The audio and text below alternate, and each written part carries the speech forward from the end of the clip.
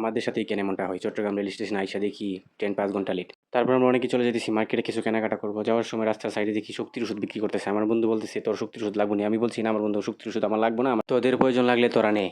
তারপর আমরা হেঁটে, হেঁটে চলে যেতেছি মার্কেটে। মার্কেট তো আমি চিনি না, মনে হয় অনেক দূরে। আমি বারবার জিজ্ঞেস করছি, "বন্ধু মার্কেট আর কতটুকু দূরে?" ওরা ভালো করে চিনে না। একটা বলতেছে এদিকে, আরেকটা বলতেছে ওইদিকে। আমার বন্ধু সাকিব বলতেছে রাস্তা এদিকে, চল এদিকে যাবো। আসিফ বলতেছে, "না বেটা তুই চিনোস এদিকে না, রাস্তা তো সামনে দিয়া।" পরে আবার হাঁটা শুরু করছি সামনের দিকে। অনেক হাঁটার পর আমরা মার্কেট পেয়ে গেলাম কাপড়ের। ওইখানে আইসা আমার কিছু কেনাকাটা করবো। বন্ধু সানি বলছে, "ওই বন্ধু দেখ তোর প্রেমিকা।" আমাকে দেখ বেটা, আমার প্রেমিক হবে হইতে, আমার প্রেমিকা নাই, আমি সিঙ্গেল। পুতুলটাও কিন্তু কম না, কালা চশমা পইরা জায়গায় দাঁড়ায় রইছে। কেনাকাটা করতে আসছি ভালো কথা, হঠাৎ করে চাই দেখি ওরা কেউই নেই। আমারে ফালায় দিন সবাই চলে গেছে, আমি খুঁজতেছি। আমি তো ডরাই যেতেছি, আল্লাহ ওরা কই গেল, আমারে ফালায় চলে গেল নাকি আবার। অনেকক্ষণ খোঁজার পরে ওদেরকে পেয়ে গেলাম কসমেটিক দোকানে, যে কসমেটিক কিনতেছে। কেনাকাটা শেষ, আমরা সবাই হাঁটা দিলাম, চলে যাব। মার্কেটটা অনেক বড়, অনেক সুন্দর ছিল। বন্ধনগরী এলাকা তো অনেক বড়। এই মার্কেটে জিনিসের দাম অনেক বেশি চাই। সবকিছু কেনাকাটা করে চলে আসলাম আমাদের স্টেশন আবার।